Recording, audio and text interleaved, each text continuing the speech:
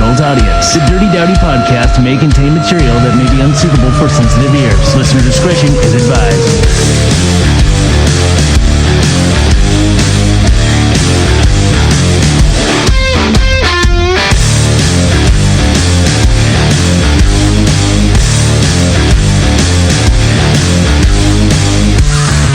The Dirty Dowdy Podcast.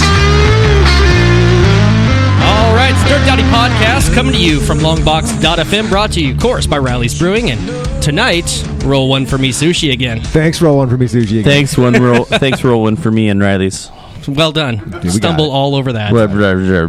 We practice words. So our normal show tonight is not going to be our normal show that you're used to tuning into every Wednesday night. Tonight, as we've been talking about for a while, we're doing the political thing again. Woo. This time, we didn't come in with anger and vitriol hatred for us from one side of the line or the other. We'll get there, though. Give us another 10 minutes, and I'm sure that something will happen. But tonight, we're doing our District 6 debate campaign, talking with all the candidates, most of the candidates. Unfortunately, Holly Carter could not make it tonight, so we have a sign waiting for her. We'll put that sign next to Joaquin Arambulas, but she has the, if she's listening, she knows the address. Come in and join us. We'd love to hear from you. If you guys are listening at home, you can participate in multiple ways tonight. We got the Skype up and working, so if you hit us up, Longbox.FM, search on there. You can ask your questions. You can get on the mic, the camera, all that stuff. Also, you can call us at 492-0450, or just join us with the tweet, hashtag 559VOTE. We'll find your tweet, and we'll make sure to ask the question to the candidates that are here tonight.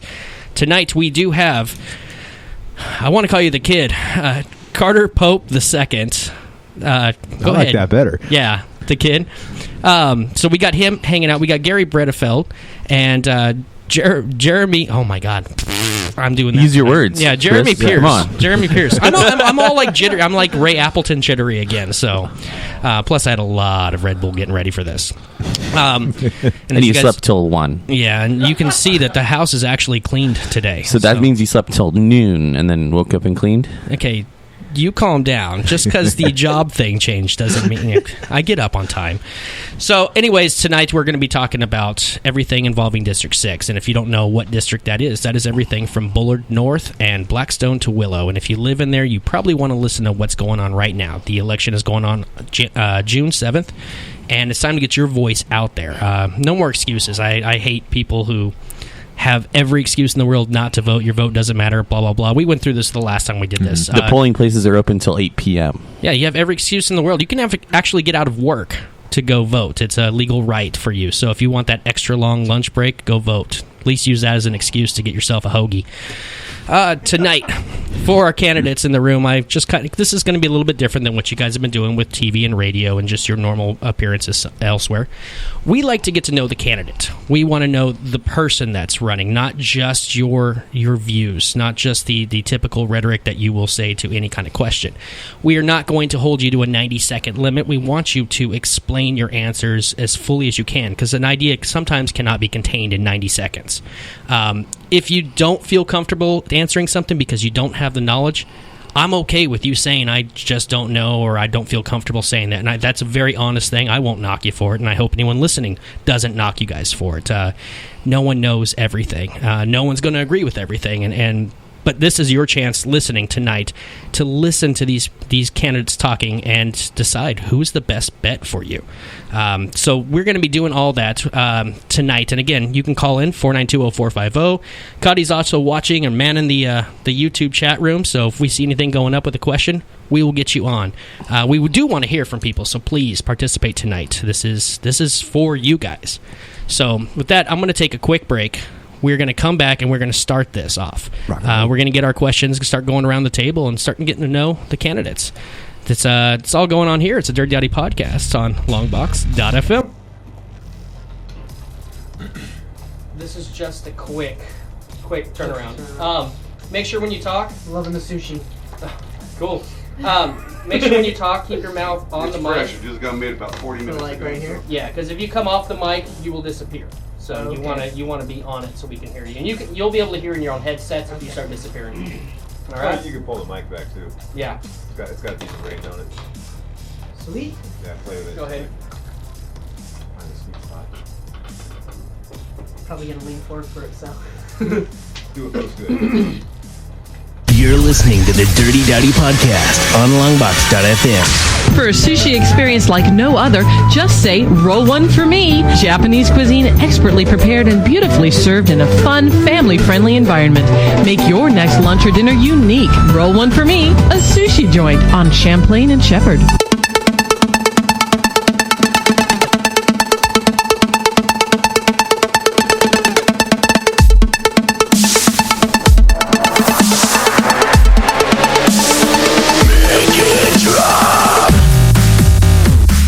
The Dirty Daddy Podcast is back here at the Longbox.FM studios, brought to you by Riley's Brewing. Thanks, Riley's. And tonight, with a plate full of sushi, brought to you by Roll One For Me. I'm sure we'll hear from Steve here later on in the show with probably a question or two for the candidates. Sure. And during the next break, we're going to just devour that plate that you see on the table. And again, if you have questions, call in 492-0450 or hit us up in the chat room. It's all over the screen. I'm not going to force you. So, to start off with this, because this is our second go-around with politics. It was something that we got involved in early on with Clint Olivier and the whole brouhaha that exploded with the ad and all that, and put us on the map. Thanks, Joaquin. Yeah, we're getting pretty good at this. Yeah, the DNC loves us. But it was an eye-opening thing for me. It got me thrown into politics. I did a lot of learning in a very short period of time and learning a lot about the good and the bad, but now deciding for myself as a 36-year-old man, like, it's time to figure out why so much of my paycheck is missing and who's running and start figuring it out. I want to start this off with you, Gary. Sure. Sure. Because you actually ran for city council and were a city councilman back in 97? 97 to 2001. So I think for our audience and for everyone in the room, I think we start with you can you describe what a city councilman does? Well, a city councilman, you're one of seven, and basically they set the policies and deal with the major issues affecting the entire city. Every week there's something new, something interesting that you have to deal with, whether it's a land use decision or somebody's got some kind of problem with a street issue, or somebody wants to do a rezone, or there's somebody has a back fence problem, or it's a planning issue, or something from the planning commission comes to the city council.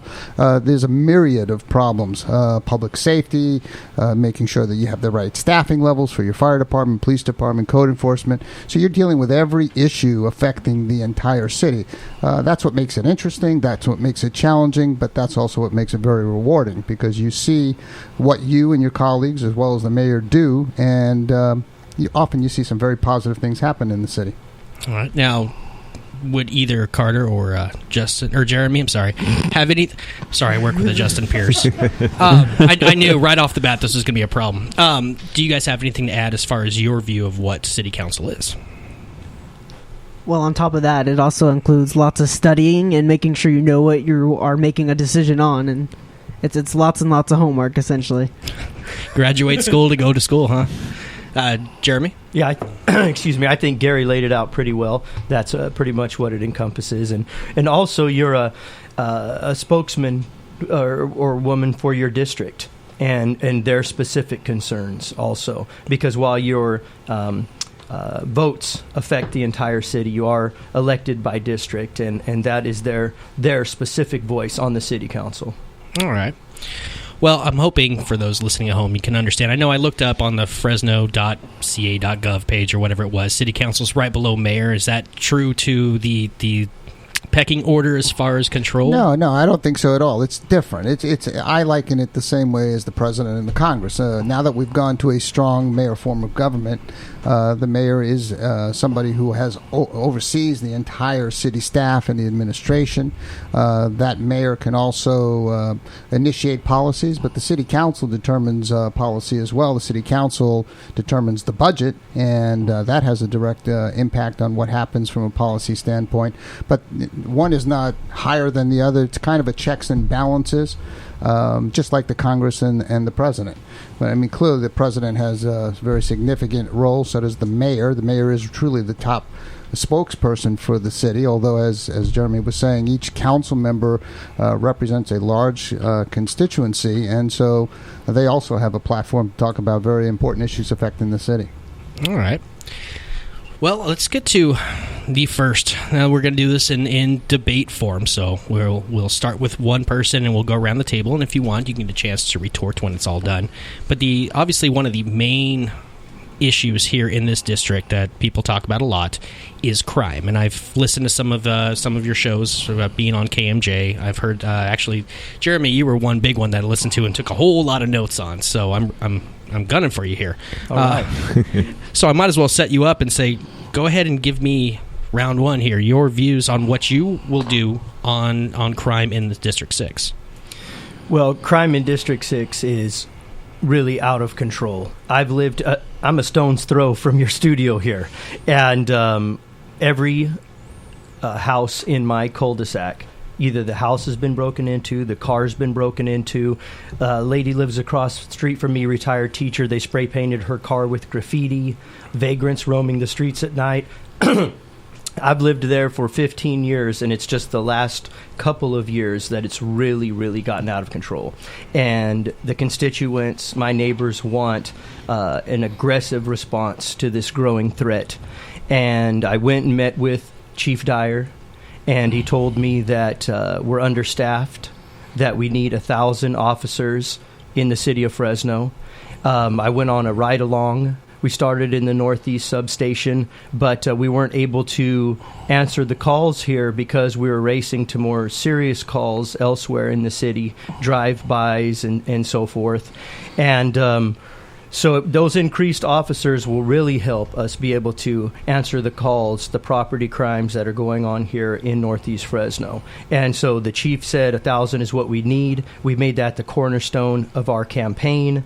And other folks in the campaign are looking to go back to where we were before the recession, but that's when we had a smaller populace. That's before Prop 47. That's before prison realignment. And so the chief has said that 1,000 is the number. And so I don't think it's our job to question that number. I think it's our job to give the chief the resources that he says he needs to keep the city safe. Okay. Gary. I actually have a... Well, let's wait till let them do their... Please. Come on, know the rules. I'm getting anxious over here. Just talking about public safety, it is the number one issue. It typically is the number one issue because you're a big city and you have big city problems. We lost 150 officers from the peak of the recession when we had 850. We've now gotten 50 more back. We're looking to get at least another 100, get back to where we were, pre-recession. We're about 850. Jeremy talks about 1,000. The chief has said 1,000. At some point, we'll get to 1,000. I mean, obviously, it always comes down to numbers and what resources you have to get those police officers. I've talked about selling unused, vacant city-owned land, and there's a way to get really several $1 million, perhaps as much as $10 million from the sale of that land. I've talked about naming rights for the entire convention center facilities. It's estimated you can probably get $1 to $2 million on an annual basis for 15 years, just like Chukchansi Park. And that would be an ongoing revenue. I mean, it's clear that obviously if you sell a land, it's a one-time money. One of the mayoral candidates, Lee Brand, has said, well, put that into an annuity. I'm not sure that you truly have a rate of return that's going to generate what he says it might, but it might, and it's something we ought to take a look at. So there's a number of ways we can get creative. There's been talk, and I think Mr. Brand's highlighted, electronic billboards throughout the city. It's certainly something I would be interested in if it generates revenue. But we have to get the police officer number up. We have to get our fire department back up to where it was. We have to get our code enforcement department back up to where it was. Each of those departments have been hit pretty hard.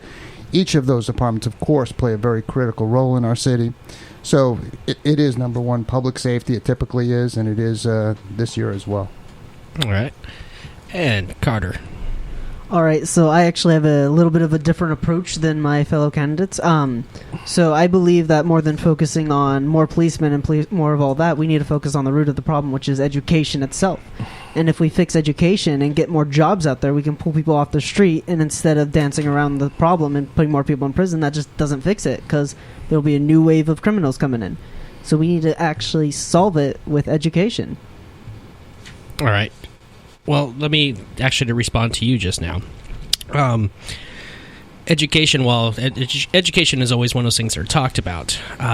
Your timeline from when you get voted in to the end of your term. 4 years, am I right?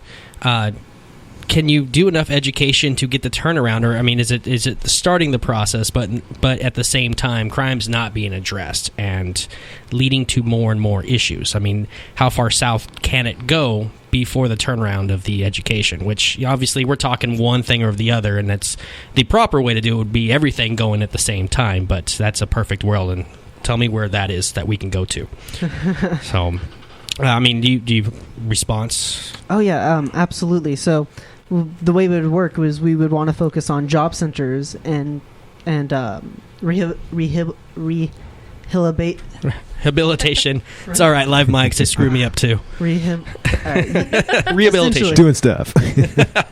And we need to focus on those things, because when we can get those things, we can actually get the people off the street. And if we're able to pull them off the street, usually we can keep them off the street. And with keeping them off the street, then that problem is solved. So I don't think it's going to take that long, and they're not going to, the border's not going to keep scooting over past Herndon. I think that's where it's going to end if we can start focusing on education and start pulling people off the street. Okay. Kevin.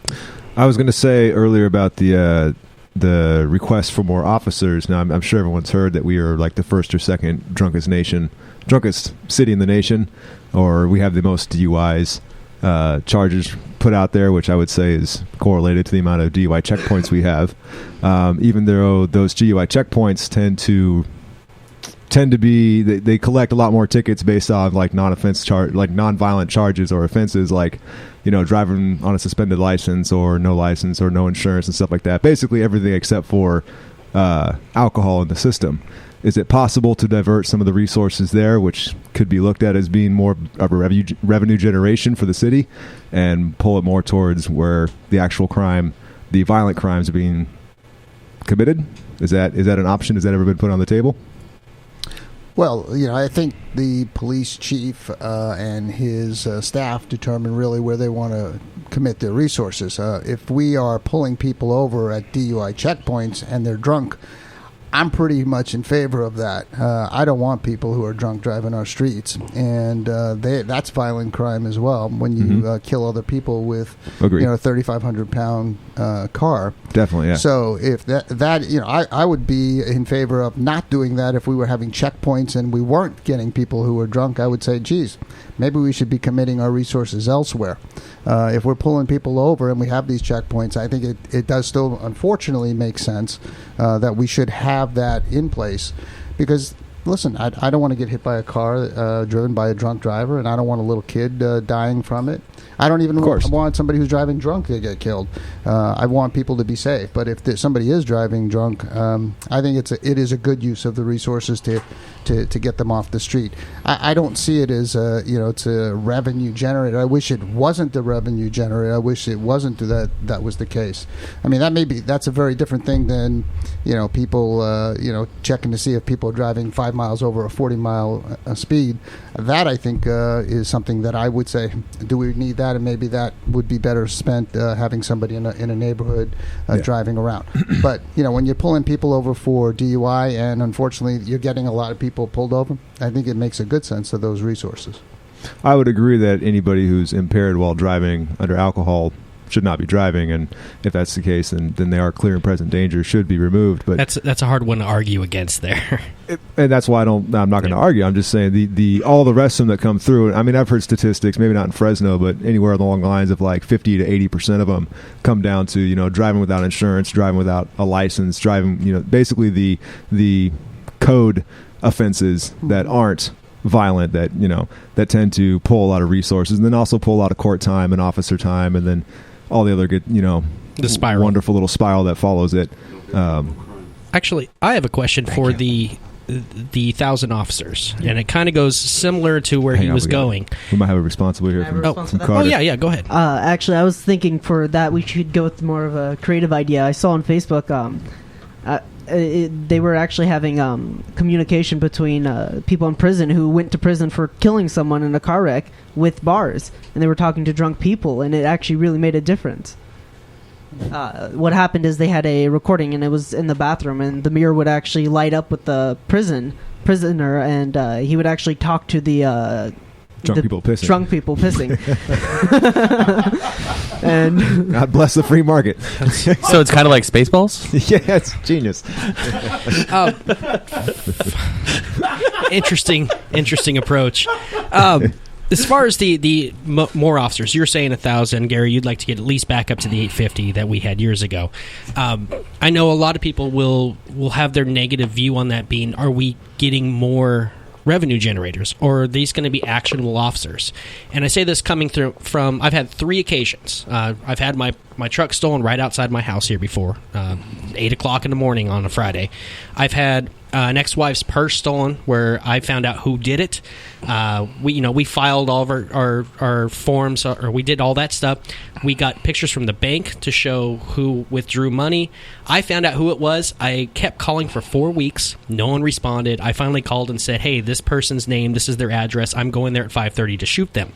You can meet me there or call me back. They called me back. Told me not to do that. But, very frustrating that... I pay my taxes mostly and do everything mostly right. But when something happens to me, when I get victimized, I can't get any help or support. But if I don't have my seatbelt on for 10 seconds after dropping off something in the mailbox, I'm paying that fine, and there's no way out of it if I want to keep my record nice and all that. So are we going to be having officers that are going to be helping the citizens who actually need them, or is this going to be just more people out there on the street with tickets? No, I hear you, and that's absolutely essential that we actually have officers in the neighborhoods and responding to crimes. A part of the problem also is the amount of support staff that was also cut during the recession, and so officers are spending more of their time writing reports and so forth and filling out paperwork that support staff was doing. And so, when I went on the ride along, there's just so much paperwork before you can get to that next call. And that's a big problem right there. So they need additional support staff. But the additional officers and getting from where we are today to getting to that 1,000 is absolutely going to help getting to the property crimes here in Northeast Fresno. And so that's where we're really looking forward to those additional officers and making sure they actually are patrolling the neighborhood. So many folks, as I go door to door, say, if we just saw a car every so often, come by, what a difference that would make. Because Gary says in the campaign, and I and everybody, because we all know that police presence deters crime. And so just to have those officers in the neighborhoods and going back to where there was an officer with a beat and you knew who that officer was and so forth, those type of things would make a huge difference. All right. Any follow-up from anyone else? I agree with what he's saying. I mean, police do deter crime, and we want to beef up our police department because you're talking about not getting response times. And I've heard that. I'm sure Jeremy's heard that, and others have heard that. That's unacceptable, and it really needs to be changed, that when people call into the police department and they have some serious things that happen, they get a better response time than they've had. And I see the problem is really staffing levels. If you don't have enough staff, that's part of the problem. If you beef up our department to 850, we go higher than that, I think it solves a lot of things. And that is a major issue when you call the police, that you can't get an adequate response unless there's some very serious crime taking place. Mm-hmm. That has to change. And let me tell you, that's another thing, too. You were talking about, well, if I had my seatbelt off and so forth. When the citizens have the idea that the only time I get a response from the city is when they're pointing out something that they think I'm doing wrong. Because I've called the city over different things, illegal fireworks, break-ins, what have you. But when have I heard from the city? When they thought I was watering on the wrong day. and I wasn't. I had to add a little water to my pool so the pump wouldn't burn out, but I get that notice on my door. And it's like the day you do it, too. Yeah. You guys just standing outside my house? Or I get a picture sent to me, a picture of my garbage can through my fence, but they could still see it. Yeah. Okay, It was in my backyard, but they could still see it through the bars in my fence, and I got a picture saying we can still see it. Yeah. That right there is ridiculous, and when city government has nothing better to do than harass their citizens, but you get your house broken into but no response, we've got a real problem at City Hall. All right. This is going to be fun. There is a question here from Steve from Roll One For Me. A dear friend of mine has a very large security company here in Fresno, Turner Security, and they carry weapons. would any of you guys support possibly subcontracting for the neighborhood watch type situations, to where Turner Security would alert the Fresno Police Department when there's major issues, but there's a presence there that isn't such a strain on the city budget as to the fact that I did some research over this weekend, in the city of Fresno, I believe has 3,000 total employees or so? Yeah, roughly. Mm-hmm. Do you know how many make over $125,000 a year with their pensions included? How many? All of them? Over 800. So when you have that top heavy of a system, it's hard for the little guy to get any police response because we have a bunch of people up in ivory towers. I would love to see us maybe take the private market and use it. John can provide you a guy for $25 an hour right now. There's no pension, there's no retirement. That's $25 an hour, and I'd love to see us go Are you getting possibly in a commission that here? direction. Would any of you support that? And my follow-up question is, who has the support of the Police Officers Association, if any of you do here in the room? Well, I have the support of the Fresno Police Officers Association and the Fresno Firefighters Association. In terms of response to your question, a lot of questions are raised just with that. Are you talking about the city paying for that? I don't think the city would do that. It raises issues. I mean, there's always issues of liability, training. What exactly would their role be? Are they just eyes and report things? If somebody's carrying a gun, that raises a whole bunch of issues. So, I mean, I think it raises lots of issues as to whether or not that's truly viable. So, I mean, it's always something I think the city would be willing to look at to see how you can, have a better police presence. But police are very different than, a security guard. And we understand that. And so I don't think it's something that the city would do. I would be interested. I thought where you were going is that, neighborhood associations would hire people to kind of patrol. But again, when somebody has a gun, as opposed to somebody just being the eyes and ears of the police, raises a whole multitude of issues. So it would be something that would have to be seriously looked into. I mean, I'm always interested in looking at innovative ways that we can make our city safe, but you also have to deal with those very serious issues when somebody's carrying a weapon who's not a police officer. I could see the Zimmerman thing blowing up, and liability. He said the word there, the magic word. Well, but John covers his own liability insurance. But still, couldn't it come back on the city of Fresno regardless? Absolutely. The city's always the one with the deep pockets, and they're the ones that are always going to be sued. Trust me, we always had closed session meetings. There were always lawsuits, and I know. I got sued by the city. I know how the lawsuits work. Well, and the city gets sued too. So I mean, the city is always an easy target for everything. Well, you guys are a lottery. Yes, it's true. There's free money over there. Yeah, might as well go get it. A lot of neighborhoods in North Fresno have private security that patrols in cars in addition to the police department. And but like Gary said, there's no replacing actual officers. And the thing is, most neighborhoods can't afford that. Most in North Fresno can't afford it, and the rest of the city certainly can't. And so we want to get the actual police department up to the 1,000 to where we don't have to supplement it. Actually, there was a question brought up on the internet here from Alea. What other kinds of deterrent programs outside of police force can we use to deter crime? Are there volunteer patrols? Is there a system set up to maybe help organize, a retired officer or a chaplain who can come through and, neighborhoods aren't the way they were back in the day, but maybe for those who are concerned, you can always find somebody on the block who's really excited to try to help protect their street. And I mean, this street alone, I grew up right across the way here, and I know most of the neighbors, and I'm sure if someone wanted to get together, it'd be a real easy thing. That's big, neighborhood involvement. In my cul-de-sac, gentleman in the corner, he's retired, and I mean, he just keeps his eye out for everything. And you feel good with that guy in the cul-de-sac. And if you know your neighbors, if you have somebody like that, it makes a huge, huge difference. And in fact, when I went around to my neighbors talking about crime and so forth, we realized we don't know each other as well as we should. I've lived here for 15 years, and I don't know some of these folks as well as I should. So we decided here at the end of the month, we're having a big potluck, and because we need to know each other better. Whether I win this campaign or I don't, I need to know my neighbors better than I do now. Would you invite me to that, please? Of course I'd invite you, Gary. Potluck at Jeremy's. Let's move on. They all have my signs already, though, Gary. Yeah. I saw it. I followed the trail to your house.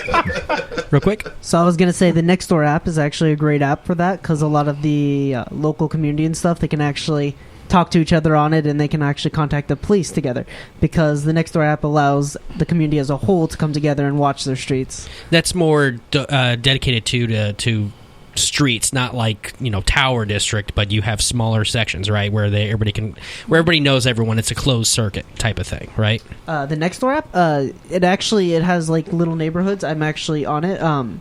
It has little neighborhoods, and you get part of a neighborhood. I'm part of Maple Creek.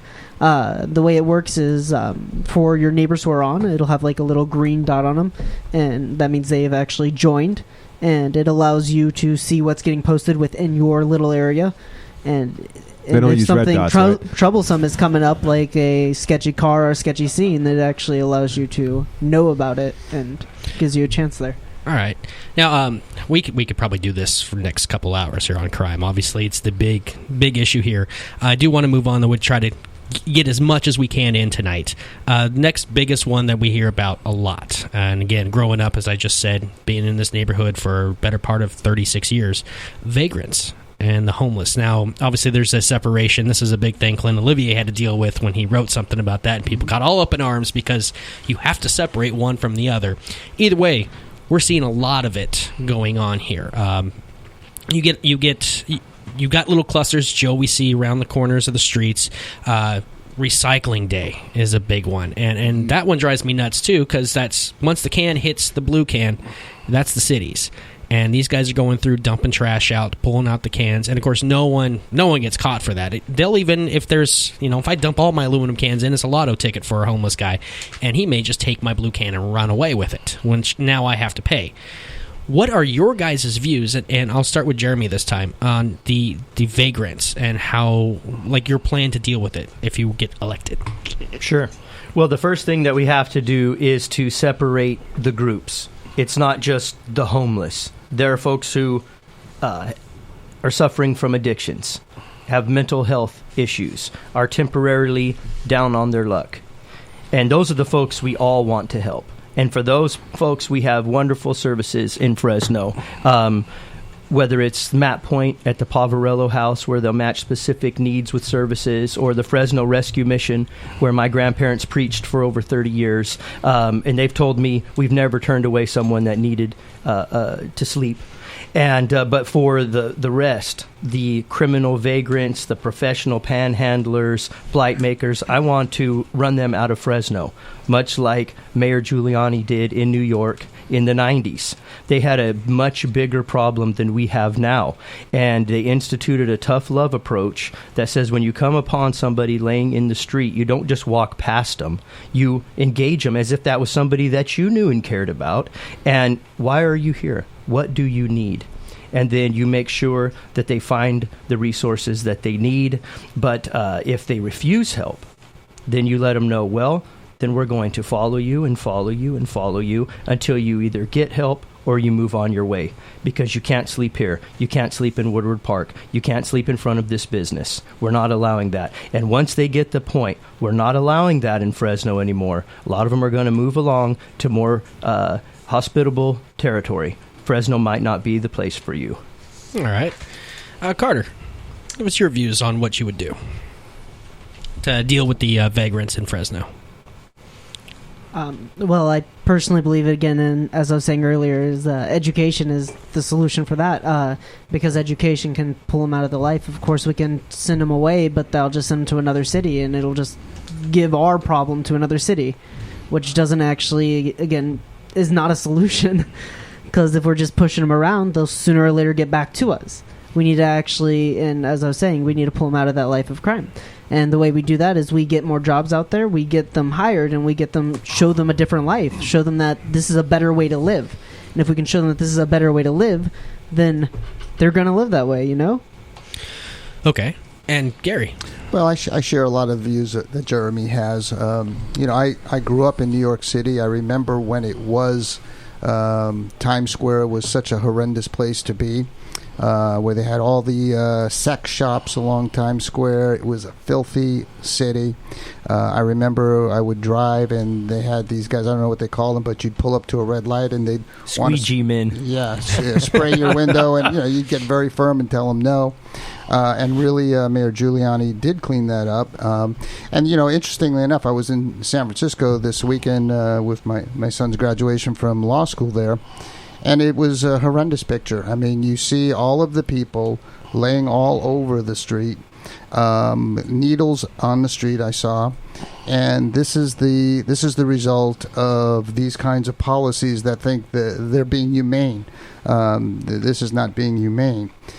We need to really be more engaged, more interactive, try to get these people involved in services, and there are plenty of services offered by the state, offered by the county. The city has gotten involved in a very positive way in trying to engage these people.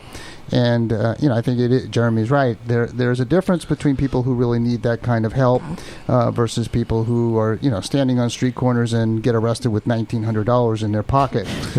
We need to do a good job of educating people not to be giving these folks money because we're just reinforcing their behavior by giving them money. They're not going to go away. You're actually going to keep them there.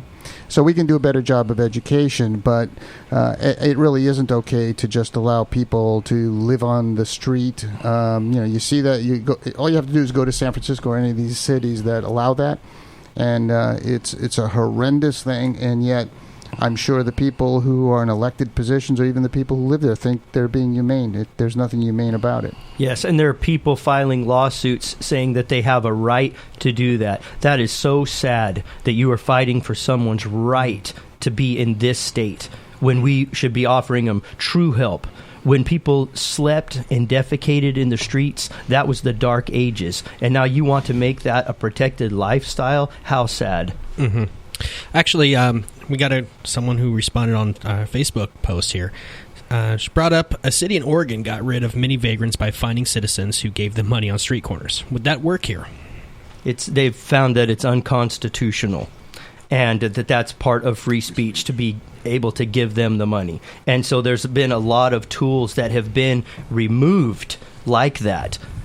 So like Gary said, it's more about educating people not to give them money. We basically need a public shaming if you do that, to where you're embarrassed if somebody saw you do that, because everyone would know you're engaged in toxic charity that is making that person's life, you're adding to their suffering through feeding their addiction, and you're out your $20. See, you're really not helping anybody. It's toxic charity, and we basically need to shame people who do that so that they get the point that you're harming this person by doing this. Have you, in Austin, I was actually out in Texas a couple months back, and in Austin they have these signs all over the place that say 311 for services. So the big change in culture they tried to get over there was, instead of giving the person money, call 311 to get them services. Is that something you'd be interested in looking for? Some way to, I know that we've got, the Fresno Rescue Mission and Poverello House, which do a wonderful job. They're actually clients of mine. I do work for them all the time. Yeah. But another way for people who aren't necessarily familiar. I mean, I know you and I talk about it. Not everybody knows about the rescue mission. Not everybody knows where it's at. Not everybody knows where the Poverello House is at. Yeah. It's easy to Google search it, but it's an area that a lot of people aren't really familiar with, being in downtown Fresno. Yeah. Is there something you could do instead of just, saying, we need to change, culture, push towards maybe making something like that available, like even if it is a simple hotline manned by a person for a couple hours a day, or some at times when it's maybe not so readily available. Well, if we had a number, most of them would be able to call it because they have free cell phones and Obama phones. Yeah, exactly. And so, but no, we have new caseworkers that the city has funded that go out and engage. So it's not a law enforcement officer that they see first, but send these caseworkers out. And it is wherever whenever you find folks, making sure that they get to map point, because that's the hub, that's the one-stop shop for services right now, and making sure that they get to map point. And but yeah, we have to engage them, and that's where it starts, is finding out why are you here, because it's all different reasons.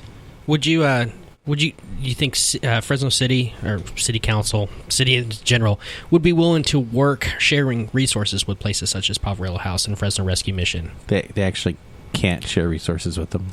Never mind. Sorry. Why not? Because they can't be publicly funded. They have to be privately funded. Sorry. Oh. That's why you have me here. Yeah. I'm not necessarily your legal counsel, but I just do remember everything. Thanks for helping me out there, man. Well, saving you time from them telling you no. Let's unless anybody has anything else to add to that, I'd like to shift gears to the final topic of this break. And again, if you want to participate, for those who were asking the questions on the YouTube chat room page, we will get to that in the next segment. A lot of questions, Gary, that you have lining up for you. But we want to, if you want to participate again, you can call in 492-0450 or keep chatting away on that YouTube page. We will get your questions in. Are those questions from Holly?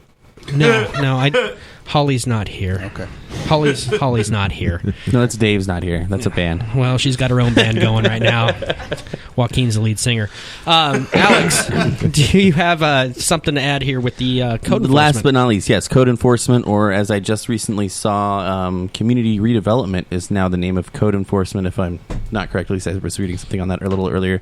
I know that there have been some changes with Mayor Swearingen in office over the last couple of years, where she's been really pushing for code enforcement to have teeth, and being able to enforce that. I guess I know some of you older gentlemen have your own property. Obviously, you're not there just yet, Carter. Don't worry. One day, hopefully for millennials. But right now, there is definitely an issue with over 1,000 blighted properties, vacant, boarded up, not livable properties in Fresno. I know not quite so many of them are in the northern portion of your district, but what would you be doing to work with the code enforcement, or what are your thoughts on code enforcement and how we can improve that process and make it more effective? Well, I think the city has been moving in the right direction, and I'm sure it had to do with Somerset Village Apartments, where they went without hot water and heat, and you had basically an out-of-town slumlord, a man who has lots of resources, certainly wasn't investing it in his apartment complex, and people struggled for months living under those conditions. I think the city got very serious. They've enacted stronger ordinances. That's really, from my perspective, what you have to do. You need to have teeth in your laws, otherwise people ignore it, and people have ignored it because there hasn't been really any teeth in our laws. That seems to be changing. I certainly support strengthening our code enforcement teams, and our laws, our ordinances, to make sure that people who simply are not taking care of their property, who are letting it become just blight, that's not something the city should ever accept. Now, we want to be careful that we don't enact laws that affect people who are following the rules, because you always have to be careful for unintended consequences of laws that you create. You don't want to create laws simply because there's one bad apple, but unfortunately we have more than one bad apple in the city, and that is because we just haven't had the teeth, we haven't had the code enforcement officers, and I don't think there's been the priority that there was when Somerset Village took place. Yeah, Somerset Apartments, that type of situation, unacceptable. No one should have to live without heat and hot water for weeks on end. And so we need teeth to take care of the bad apples. But I think most property owners are responsible and are offering good rentals at fair prices. So, you don't want to paint the whole industry with a broad brush, and then you have to look at the other part. The Fresno Bee did a big story, but what about it's everyone together? It's the city, it's the property owner, it's the tenants. There are slum tenants, and you have to focus on that too. It's not the city's problem or the property manager's problem that you have garbage strewn all over your apartment that's attracting vermin. And so everyone has to be responsible for their thing and for their part in this. And when it comes to houses, kind of like the homeless situation, there's all these different groups. Some of these, it's a 95-year-old lady that just can't get out and take care of her lawn anymore, and so we need to figure out a way to make sure that she's getting some help to keep her place up and so forth. And so it's like, why is this house in the shape that it's in? The thing, though, Jerry mentioned about tenants. I mean, clearly tenants should be responsible for their apartments. I have 2 fourplexes. I make sure that, I let people rent from me that have good records and take care of their place. And those tenants who don't, I've asked to leave. And so, yes, tenants clearly have a role, but really it's the property owners that have the responsibility to make sure that your apartments are functioning, that everything works in there, and that people follow rules, and there's that people get along and take care of the place. It really is the primary responsibility of property owners, and that's who we need to hold accountable. If there's a tenant that isn't taking care of their property, then it's up to the owner or the landlord to deal with that tenant, get rid of that tenant, or work with that tenant so they follow the rules and they do what they should be doing. But ultimately, it falls on the property owner. I want to give Carter a chance here.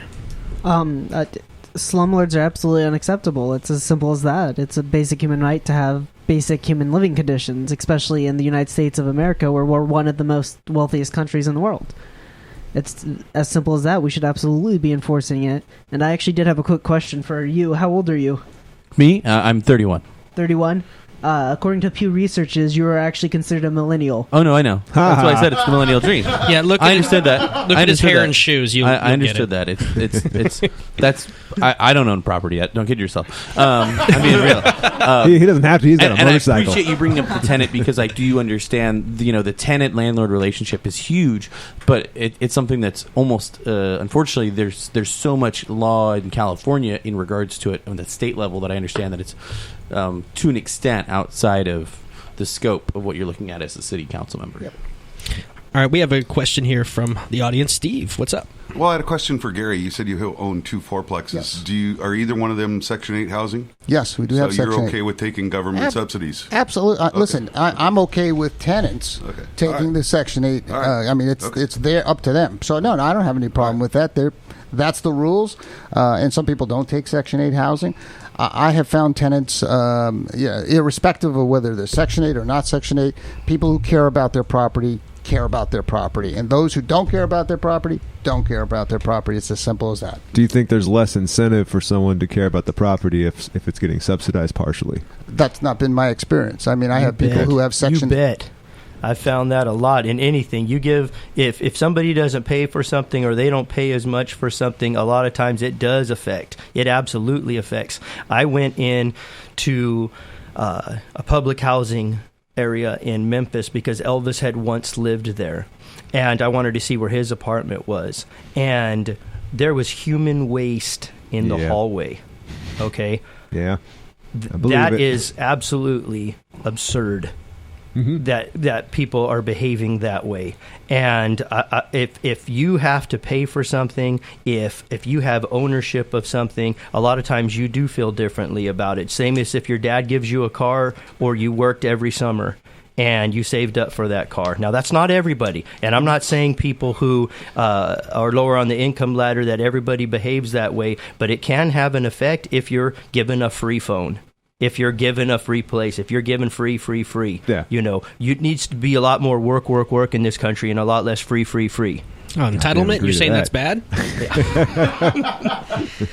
Yeah, and I just want to be clear, though. I completely agree. We want to get people to be responsible and to work, and I'm not for people just getting subsidies. I mean, we started that in the 60s, and we went down that slippery slope, and look where we are today. But I want to be very clear that the question was, do I get a sense that people who are on Section 8, who are government subsidized, are different in some way in terms of the way they take care of their apartments? And I say no. That's my experience. I have people who are not on Section 8 who don't don't take care of their place. I have people who are on Section 8 who take care of their place. So it's not been my experience that whether you're in a government subsidy determines whether you're going to take care of a place or not. It's just not true in my experience. Well, people are people. Everyone's going to be different. There was a question here from the interwebs. Again, Leah, she wants to know what happens when people don't have the resources to fix the ordinances. It's not uncommon for elderly people to be unable to keep up and not have the money to fix their property. What programs do we have in place to help them keep these properties up? Well, again, it depends on what she means by fix their properties. Because if you're an apartment complex, the landlord has a responsibility for the property to be fully functional and for the apartment to be fully functional. That means all the electrical outlets, the lights, the plumbing, all of that is supposed to be maintained in good working order by the landlord. Now, I mean, you don't want tenants throwing things and messing pipes up and things of that sort, but it's up to the landlord to make sure that everything is fully functional. Well, I think this goes more like, because my mom lives across the street and she's still functioning and able, but I figure at some point down the road she's not going to be able to take care of the grass and stuff, and by then I should be moving far away. Is there someone that can help her take care of the little things? Like we talked about trash cans, so maybe the fence board comes down. Her or son. The grass. No, again, without the son having to do anything. It takes a village. Is there anything to raise an idiot. in place to help? Thanks, everyone. This has all been great. Write me in, by the way. Is there anything in place now or anything that you could see to be put in place for people who could use the help? Homeowners that can use the help that just can't do it themselves anymore. Well, I tell you what I wish that we relied more on, and that's what we relied on in the past, where your family, your friends, your church helped you out. At our church, River Park Bible Church, we have a program where we send youth out to help our elderly church members paint and cut the grass and so forth. And if we just had more of a community spirit on these kind of problems, then we wouldn't be, well, where's our government program? And unfortunately, then you do have to end up with a government program if we're not helping one another. So you're thinking more of the line that this should be something that community should take care of. Well, this is not a government thing. I wish that it was more in the past, because that's how it was. In the day, if you didn't have something, then your neighbor helped you out. When they didn't have something, you helped them out, and so forth. And if we would return to that type of community spirit, we'd find a lot of these problems solved. Yeah, I think Jeremy's absolutely right. This is not a government program. When your mom's fence isn't working and you're not willing to do it, thanks, man. She's got to get a neighbor, a friend, somebody to help her. And unfortunately, we've become a very mobile society. We're not, the family isn't there together like they used to be. I mean, that's not the case for everywhere, but it's changed, and people do need to be more involved in helping each other. Okay. Anything else to add on any of this or any of the topics we talked about? I'm just wondering what Holly thinks about it. Holly, she's surprisingly quiet. She's very quiet. Yeah. Very quiet today. Well, she's probably working up a new press release to explain some bad decisions. I'll tell you what, we're going to get into some listener questions for all of you guys, as well as we have a whole list of questions, a little bit more open forum, again, to get to know who you guys are, the candidates. We're going to take a break here, freshen up, get ourselves some sushi, and if anybody wants Riley's Brewing, it's on the house. Go and grab it. Thanks, Riley's. Carter. And again, Holly can't touch it. And then, of course, the sushi provided tonight by Steve with Row 1 for Me. We'll be right back. It's the Dirty Dowdy Podcast on Longbox.FM.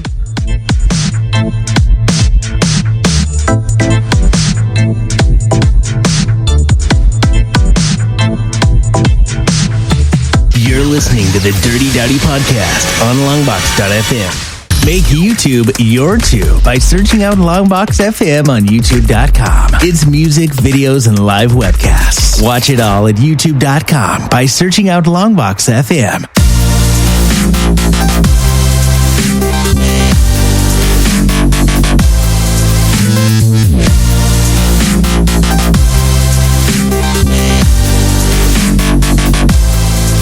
All right, it's Dirty Dowdy Podcast back here on Longbox.FM, brought to you by Riley's Brewing. Thanks, Riley's, and Roll 1 for Me. And Roll 1 for Me. So we took a little bit of break. We started eating some sushi, and then it got a little testy as Gary and Jeremy were just throwing sushi rolls at each other. So something came up, and we're going to address that here shortly. Not really, but we'll have some fun tonight. So we're going to be doing some questions from the audience. And again, if you want to participate, you can call in 492-0450, or you can join us in the YouTube chat room, or even hit up Twitter with hashtag 559vote. Multiple ways to get a hold of us, and Skype if you want to. Just search Longbox.FM on Skype. So let's start off with some questions that Kevin and I have been going back and forth on some stuff. I got some I want to throw at you guys first. And I did hear this fun one during the break. HSR, high-speed rail. Obviously, it's a hot-button topic in the Valley, Fresno especially. So it's kind of more of a hypothetical for you guys. But this will, obviously tell about where you guys sit on it. So let's just say high-speed rail can be shut down, and it comes down to a vote at City Council, and it's 3-3, and it's up to you. You're the deciding factor on whether or not to kill it where it is right now. Round the room. So we'll start with Carter here. What would your vote be and why? Well, if we kill it, they'll just find another city to pass it through, I'm saying in Fresno, and in the hypothetical, we will end it with your vote, or continue with it. The hypothetical. Yeah, which would you go for? For right now, I probably would pass it for the reason that it's going to bring a lot of jobs and a lot of money, because what the high-speed rail has done in other countries, and it could do in ours too, is it makes a very large economical spur. What happens is money is getting spread a lot faster, and it actually does a lot of good for the economy. It's a method to help the economy and take down unemployment rate and put a lot of money out there. All right. Garry. Yeah, the bottom line, as I've said throughout, I don't support high-speed rail. I would not support it. Now, having said that, the voters have already passed it, and I don't want to turn away any job that comes to Fresno. I don't think we're in a position to sit on some throne and act like we don't need jobs here. We need jobs here. So the voters have decided. If that hadn't been decided, my vote would have been no. I wouldn't support it. I think we should have been spending our money on water. And frankly, I think we should have been building some kind of a pipe up north to Oregon, the state of Oregon, and the state of Washington. We have tons of water, and paid for a pipe. We could have created thousands and all kinds of jobs just creating such a pipe, and we could have had the water that we need, because when we have drought, we are seriously adversely affected.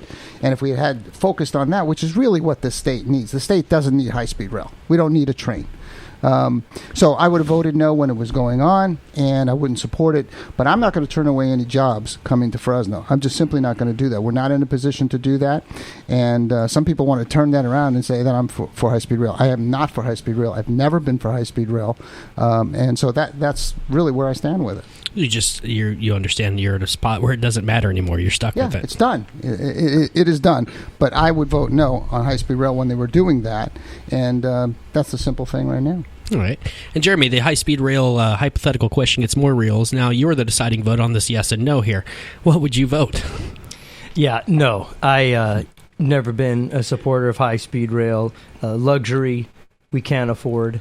I do wonder why all the folks that are for high-speed rail have rallied around Garry's campaign since he's against it, but all the high-speed rail folks are for Garry. So I don't quite understand why they're for him.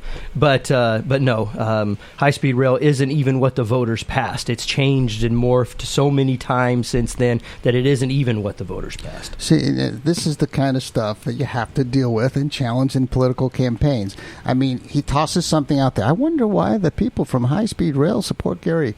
I don't know who he's talking about, although when we were in the room, he was talking about former Mayor Alan Autry, who has rescinded his support for Jeremy. When I met with Alan as to why he did that, he told me he just didn't see eye to eye with things. He didn't mention anything about high-speed rail to me. I don't support high-speed rail. Now, Mayor Swearingen supports my candidacy. I believe she supports my candidacy because she knows I'm a person of great integrity and great strength, as she is. We never sat down. I don't think I've ever talked to her about high-speed rail, ever. So I think she can probably talk to that as well. So this is the kind of stuff that is done in campaigns, these little whisper things. So you have to continue to say what you stand for. My whole life has been about integrity. If I supported high-speed rail, I'd be the first one to tell you I support it. So at this point, you're saying No, high-speed rail, and that's been your stance. And throwing the hypothetical out, obviously that's not going to happen. Show some evidence that I supported it in the past. I'd love to see it. It doesn't exist. I don't support high-speed rail. Again, I'm not going to throw rocks at it, though. I'm elected to help people with jobs in this city, and I'm not going to turn away jobs that come to this city. It's a done deal. The voters decided on it. I think it was an unwise decision. I don't think it's going to work. But if jobs are coming here, I'm not going to throw rocks at it. All right. Well, then when it comes to unwise decisions, this leads to the next one. Jeremy believes the Chukchansi Stadium. Unwise decision? I love the stadium itself, by the way. And if I missed this, I'm sorry. I was a bad lead-in then. No. I love the stadium, and I mean, how fantastic is it that we have the national flag of AAA baseball flying over it? And but that's not the point. Whether it's a good stadium or whether we won the national title, those are great things. We're talking about the financial deal for the stadium, not if we love the Grizzlies or if it's a beautiful stadium. The fact is that Garry Bredefeld put us all on the hook for $104 million worth of debt when the original plan was a private group was going to finance the stadium. We were just going to give them the land, and it changed, as these things always do. Now all of a sudden the city's on the hook, and Gary's pounding the table, for this deal wherever he goes. And what the equivalent is everybody in this room and everybody in the city of Fresno, man, woman, and child, went into your wallet and took out $200. That's how much it cost each person to fund this terrible deal. And we could have, Mayor Patterson at that time, who served with Garry and who's endorsed me because of Gary's bad decisions at that time, said if things don't pan out exactly, true statement, that if they don't pan out exactly how Garry says, we're going to be laying off police, we're going to be laying off fire, we're going to be cutting essential services because of Gary's debt, and that's exactly what happened. It was a horrible deal then. It's a horrible deal now, even though it's a beautiful stadium. Real quick, and for Carter, I know you were 4 when this happened. I don't know if you want to dive into this. Actually, I do. Okay. Give me a second here. So I actually don't see the point in arguing whether or not it was a good deal because it's already happened, But what we need to do now is find solutions. I actually met with the manager of the group there, and Chukchansi. Of the club, and I was talking to them, and he was telling me the main problem they now are having is cells. As simple as that. And the reason they're having problems with cells is people are afraid to go downtown. If you grew up in Fresno, I'm sure you know the fear of downtown and the other side. You're scared to death that you're going to get attacked. And what we need to do is we need to have campaigns going that's saying, hey, our downtown isn't what it used to be. It's getting better. It's becoming beautiful. It's becoming a great place. And finding solutions instead of saying whether or not it's a great deal is really the argument there. Well, I think that there is a change that's going on. It'll take a minute before North Fresno, the city does have a division going on. It'll take a minute before North Fresno starts to feel comfortable going downtown. I mean, just traversing it, trying to figure out which streets are one way or not is confusing enough. People don't go down there that often. But to Jeremy's point, is it possible the stadium actually helped lead, well, it took a long time, help lead the way to the current work being done on the downtown revitalization? Well, Garry will tell you that it did, of course, and he has his talking points that he'll share with you shortly. But if it did, it sure took a long time. I mean, what folks are talking about really spurring it is the talk of opening Fulton Street. And a lot of opening the Fulton Mall has done all this development.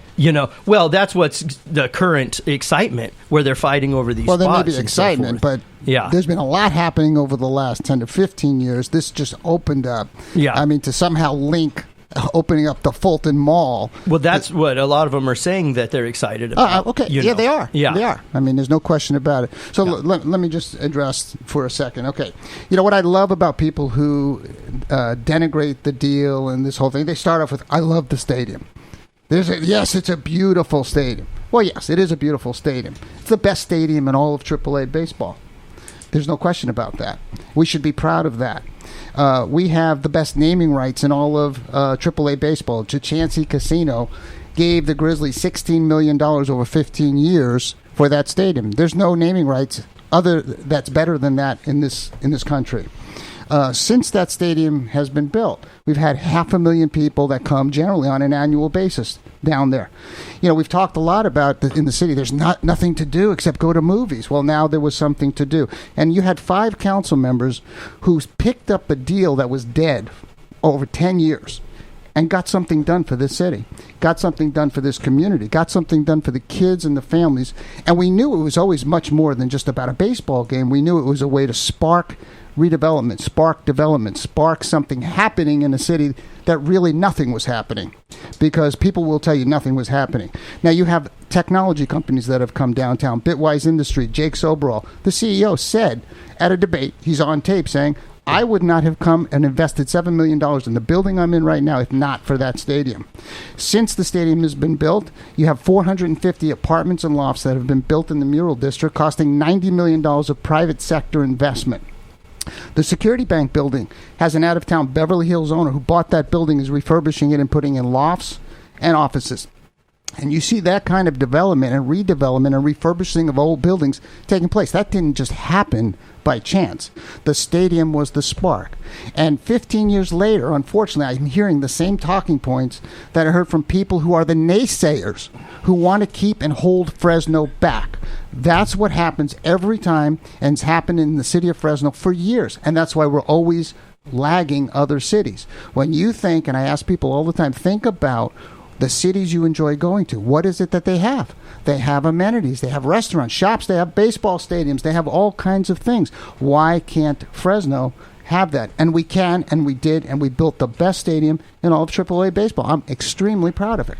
I don't want to hold Fresno back, but I want to hold crime in District 6 back. I want to hold the deterioration of our roads back. Stadiums are fantastic, but we have to focus on the essentials first. The essentials are what city government is supposed to be doing for us. You can have a beautiful car. This is the best car on the lot. But if you can't afford that car, if you can't make the payment on that car, it's not worth the doing. Well, we can't afford it. We do afford it, and it's a ridiculous argument to say, well, we either build a stadium or we fix roads. You know what? We did it all. We fixed the roads. We turned the lights on. We built the stadium. We funded the police. We turned our city into an all-America city in 2000 when we were a crime-infested city. Oh, and by the way, we built a new exhibit hall, and we built a downtown stadium. We were able to do it. This is all political rhetoric to win a seat on the city council. Folks, if you think we can do it all, if you think Fresno has the revenue to do it all, we did it all, vote Jeremy. for Garry Bredefeld. We did it all, Jeremy. We have a stadium. We have police. We're fixing streets. And we've done it. And we're going to continue to do it. So what you're saying is let's not have built the stadium. Let's have left it completely dirt. And you can say the same thing about the new exhibit hall. Let me jump in here, and I'm glad the gloves are now on the table. Would it be fair to say, Jeremy, two-part question here for you, that the stadium, at the time you were against it, you thought it was a bad idea, but it may have helped the long term now 15 years later? That would be part one. But part two being that your fear is if Gary's elected, Garry could get us into another expensive debt or help support that, and that's more the concern instead of the actual stadium and what was done in the past. Exactly. Yes, exactly. Because people say, well, why are you rehashing the stadium? I wouldn't rehash the stadium if Garry wasn't back, if Henry Perea wasn't running for mayor. But the big spenders are back. Hold on to your wallet. And, if you want all of your tax money in District 6 going to downtown, you have your candidate. I think he's running for councilman of downtown. And because he rarely talks about District 6, and a lot of his events and signs aren't even in the district. And they aren't. Where are they? Well, they're on Sean Blackstone. One's on Sean Blackstone. Are you telling me they're not on District 6? Are you kidding me? 99% of them are in District. Why do you say things, Jeremy, that are totally false? How is it totally false? I just told you the first one. Sean Black. There's one sign on Sean Blackstone. Yeah. So they're not all in District 6? That's what you just said. Yeah. No, I didn't say they're not all in District 6. I said that you have events, you have signs. Oh, I'm not allowed to have events outside of District 6? No, you are, absolutely. But your conversation, the vast majority of it is about downtown and the city as a whole. No, like you're running for mayor. You did that once, and 88% of Fresno said thanks, but no thanks to Mayor Bredefeld. Okay, Jerry. Go ahead. Finish your thought. No, but anyway, Gary's coming back. They say, why are you rehashing ancient history? Because the architect of ancient history is sitting across the table from me. So we absolutely way it turned to. out, though, is it completely fair to hold it against him now? Because while maybe at the time may not have been financially the best thing, and that's the point you're trying to make, but now being what it is, and the spark of this constant long thing of downtown, the building, which, you know, we still have a long way to go, but do you think it's fair to hold him responsible for that now? Yes. Okay. Yeah, he showed poor judgment then. He's doubled down on it now, and it wasn't just that. Of course, he wanted the lake, you know, a downtown lake, another $25 million on top of the $104 million. And so I have a completely different mindset than Garry Bredefeld on spending government money. I agree with Garry, like he says, on a number of issues, but on this fundamental difference of what city government should be focused on first and foremost, and that is the essentials. You know, District 6 has terrible roads. Take one drive up Millbrook. Okay, horrible. We have crime rampant. We have homelessness crisis. We have so many things we need to be focused on. And Garry Bredefeld actually said, we have a right to baseball. We have a right to baseball? You what does that mean? You said, I felt the people of Fresno had a right to baseball. You said that a bit wise. We have a right to be safe. Sure. We have a right to drive on halfway decent, but a right to I think baseball? you're taking my words out of context, Jeremy. When I say it, you have a right to baseball, what I'm saying is you have a right to have a quality of life, to have amenities in this community, and you do. You have a right to parks. You have a right to green space. You have a right to live safely. I mean, you're taking what I said out of context. And no, you and I said don't. We had a right to baseball. Whatever you say, I said. Yeah. I'm telling you what.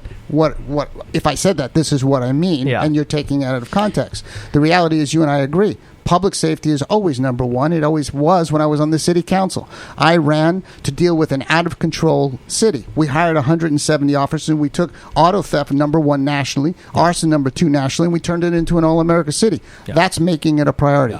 I made it a priority. I'm going to continue to make it a priority. My whole platform has been about public safety and how we're going to fund police officers. But I also don't believe that you have to ignore everything else just to talk about, fixing streets, and those are all important. Those are the primary issues. But you have to focus on other things too, Jeremy. You have to focus on other things in inner community in order to be thriving and to be healthy. Important things. I'm going to interrupt now. Okay. This could be fantastically great, but I think we know you guys disagree on this, and I think you guys will still shake hands at the end of the night. So that I do like. We always do. Going to start with a roar. That was some cat fight there, and to add on to that, what I wanted to say is, careful, you're entering that ring. Oh. What I wanted to say is when you say all-American city, that's a little bit weird because all-American cities are so diverse. America is supposed to be a diverse country, and we are diverse. Every city is a little different, and that's what's beautiful about our country. Well, they're talking about, and this actually is a question from Michael Herbert. I'm sorry if I got it wrong. Gary, he was impressed with your record on the council. Fresno became an all-American city during your term. What are your plans for Fresno if you get elected again? Well, it's what I've outlined and have on my website and brochures. Look, I'm a guy who gets things done. I listen to people. I'm a clinical psychologist. I'm a veteran. I've devoted my whole life to helping and serving other people. That's what you do as a councilman. You serve other people. When I was on the council, we held district meetings every month, and we did it throughout the entire district. That's because I was listening to people and addressing their concerns. What am I going to do when I'm elected? I'm going to make sure that our police department is where it needs to be. Our fire department is beefed up again. Our code enforcement is enhanced. We deal with slumlords. We make our city safe. We clean up the city. We deal with the homeless problem. We fix the streets and roads that clearly needed in District 6. But as a councilman, you also ought to be looking at the entire city. That's what effective councilmen do who are looking out for the entire city, because we don't have a wall around District 6. What happens in District 2 or District 1 affects what happens in District 6. And I care about the people in District 1 just as I do about District 6 because I care about this city. And that's what, building stadiums, and that's what new exhibit halls are about, and that's what building parks and Northeast Police substations and Selma Lane Park, that's what I'm saying. You can do all of those things, and you ought to do all of those things. Okay. Sorry, I got so many the internet asking me questions here. let me ask a question here. I wrote this down, and I don't know if this is a hot button issue right now. And if you guys don't care enough to answer this one, or it just doesn't matter to you, it's okay. Your stance on trans neutral bathrooms, because that's coming now. Maybe it's coming. Maybe. So, would you put up a fight against? Of course, absolutely. We are a society that has gone mad. Unfortunately, people know more about the Kardashians than they know about who their elected leaders are, or who the president of the United States, or who the vice president. Our society has completely gone mad. Instead of focusing on terrorists and people who want to kill us, we're talking about this nonsense. And as far as I'm concerned, this is also an assault on our children, which I felt when my kids were little. I felt these messages were going on in Disney, on TV, when they were little 20 years ago. And, the slippery slope continues. This PC stuff, making people, frankly, like Bruce Jenner, heroes, instead of the people who are really troubled and struggling with a lot of issues and needing help, we make them heroes. We are a society that's gone mad, and I will absolutely fight against that and every other kind of crazy thing that goes on in our society. Okay. Jeremy and Carter, who wants to follow that?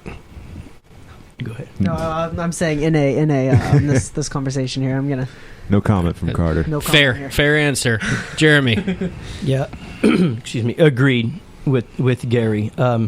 It's ridiculous. These are the kind of fights that you get into when you're a wealthy country. When you're living in a third world country and you don't even know where your next meal's coming from, or if the water that you're drinking is going to kill you. You don't have the luxury of having these little bathroom wars, this insanity. That's where we're at in the United States today. And I read something about we're not going to have he and she anymore. Now there's Z and G. I don't even know what's going on. It's complete foolishness, and saying people need to take a stand against it. Well, I do like that everybody says we just need to make individual bathrooms. I don't think anybody gets the idea of how much money will have to go into renovating these schools and places where maybe there's not enough room to put in 14 individual bathrooms. Just think about the message, though, that you're giving to these young children. What kind of confusing message this all is. I mean, we are a society that has gone mad. With this is absolutely ridiculous. Boys should be boys, girls should be girls. There's nothing wrong with boys being boys and girls being girls and going to separate bathrooms.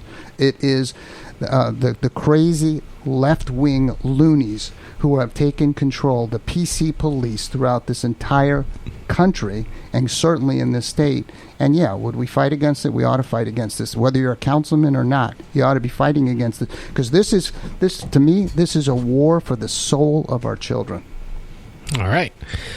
I'm going to step off of the questions here personally, and now I apologize in advance. My co-host here, Kevin. Oh, no, these were well thought out. This is going to be some fun. I want to start with a little pop quiz, a little political constitution pop quiz.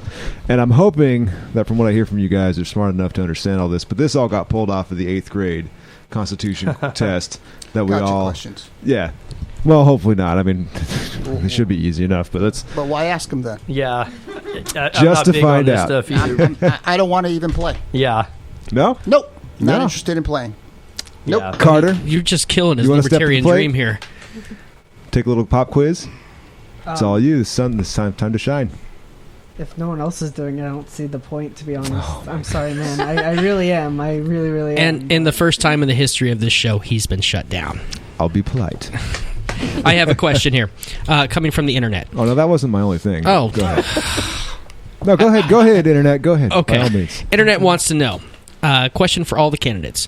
If California legalizes marijuana for recreational use this year, what would you do? Open-ended question, kind of. Supporting it, I'm going to assume he's going for support here or not. Are you backing it if it gets legalized? No. No, absolutely not. Yeah, absolutely not. All right. Well, anyways, it's not even the marijuana that was from the 60s, which I wouldn't be for that either. But it's a whole different thing. And absolutely not. And the road we're going down of legalizing drugs and looking at it a different way is absolutely tragic.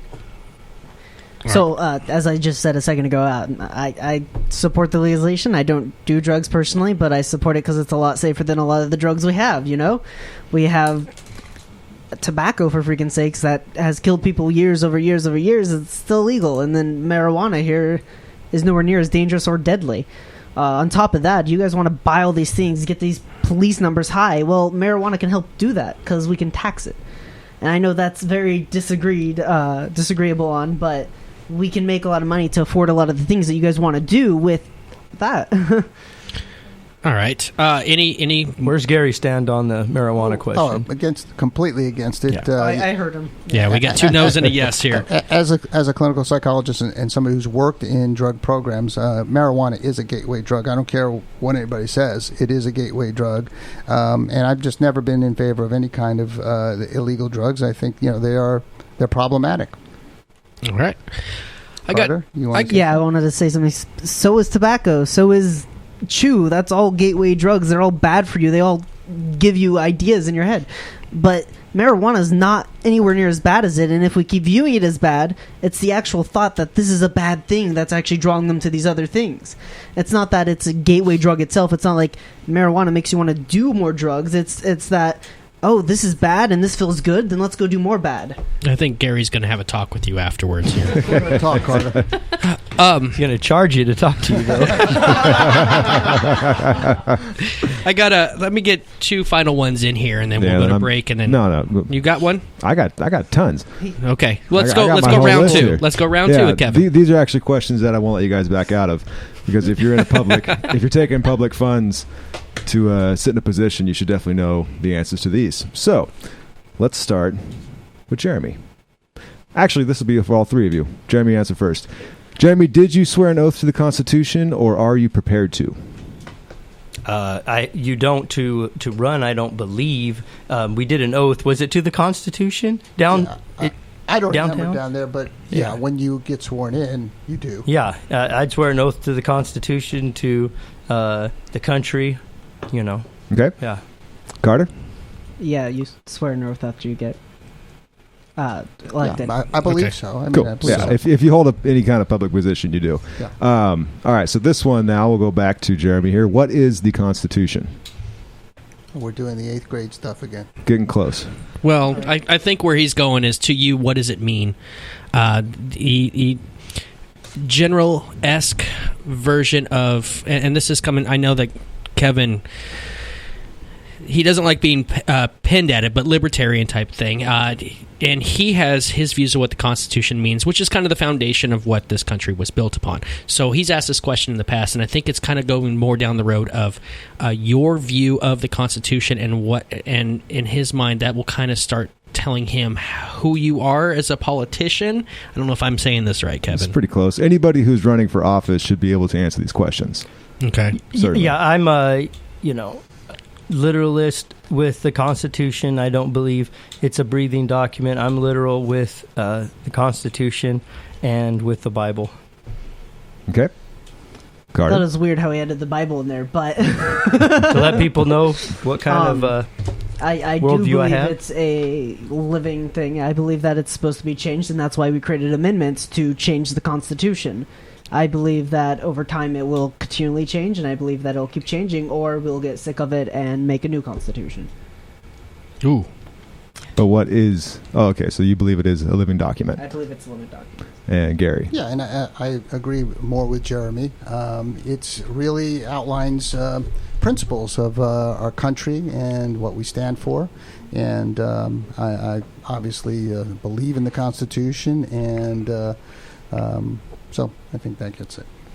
Yeah, that's the closest. I just have kind of my little one-sentence answer to myself. The law of the land was basically... the kind of nit and gritty of it. The second, and we'll go back to Gary and around, what is it, or what was it you were promising to me as a citizen by swearing an oath?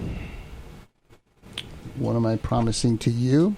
I'm promising to uphold the laws of this land, and to be faithful to them, and to be truthful to them, and I'm making that pledge, and that's what every elected official does. they don't necessarily live by it, but they swear to it when they start out. And I think when I certainly served on the city council, I swore to the Constitution, and I think I upheld my pledge. Excellent. Carter. All right, can you repeat the question real quick again? What is it that you are promising me as a citizen by swearing an oath to the Constitution? Well, I'm promising to you that I'm going to do my best for what you want to do. I want to do my best and help out and pass things that I believe you elected me to get passed. Simple as that. Okay. Yeah, that I'm going to adhere to its principles. And, yeah. And, you know, the thing about the Constitution is so many people trying to read so many things that aren't there. And, I mean, and that's where you get into trouble with, well, we could list them all day. Yeah. But, yeah, stick to the Constitution, stick to what's actually there, and don't try to shoehorn a bunch of foolishness into it. Yeah. I mean, you guys pretty much covered it. I wrote here, to uphold the Constitution as a law in the land. Gary nailed that one. To defend the Constitution from usurpation, and to defend my rights. It's basically what the entire oath is about. Let's keep going. I'm having a blast, and I'm staying tame too. You are a lot of fun at a party, by the way. Oh, this goodness. happens all the time Am I after the ever. show. Carter. Give me one more here. Shit. Carter. What is the role of the federal government? Define the question a little more in detail, please. Just like, what is the role in general, or What is the what's the purpose of the federal government? What is it delegated to do? well, that's quite debatable. But I don't believe that really has much to do with the city council position. So if it's okay, can I avoid this question? Yeah. All right. Fair. Yeah, I'll give that to you. Carter, I wanted to ask you this one then. Okay. Oh, ask away. What are rights? What are rights? Oh, no. Here we go. This one got Clint in trouble. Is your seat getting hot? Their baseball. That is our first and most important right.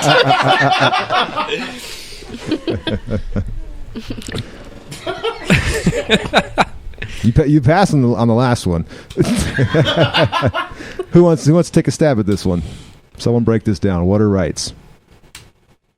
Remember, you're all running for office here. Things that you're entitled to, essentially. I think they're scared that we're going to ruin their career right now. Well, you do have that history. Yeah. Welcome to the Dirty Dowdy Podcast. These are hard questions, apparently. Goodness. All right. Well, let me start with the federal government. The federal government's role, obviously, is to defend the homeland. I mean, that's the primary responsibility of federal government, is to ensure the safety and the viability of our country. And we've gotten far, far away from that, obviously, because we don't just do defense. We've gotten into people's lives, into their homes, into their schools, into all kinds of things that we have no business being involved in. Their bathrooms. And now their bathrooms, that's right. And so but the primary role, as outlined by our founders, who are very, very smart people, was to protect the homeland. And that's really the primary role of the federal government. That and in general, doing that which we cannot do for ourselves. You know, government in general. I can't build a road. You know, I can't defend the country, so forth. But other things, amenities and so forth. It's nice if private enterprise does those, and government does those things that we can't do for ourselves. Certainly. All right, and I might as well answer since everyone else did. Bring it. I know I avoided it earlier. I was just thinking it was just for me. So I would answer with the way the government works is it's a social contract. It's not physical, but it's a contract. The way each government works is by living in there, by being a citizen of that country, you are part of that contract. You have to do things for the government, and they have to do things for you. And the people of the city, and they really vote on that kind of things to decide what we want, what we don't want. And that's what it is. It's a contract.